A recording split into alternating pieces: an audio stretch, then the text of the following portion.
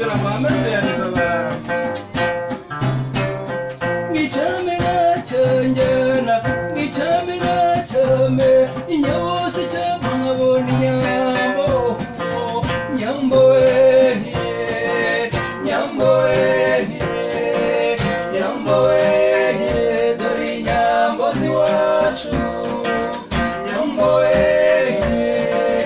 nyambo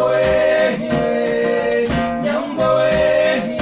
dore inyambo ziwacu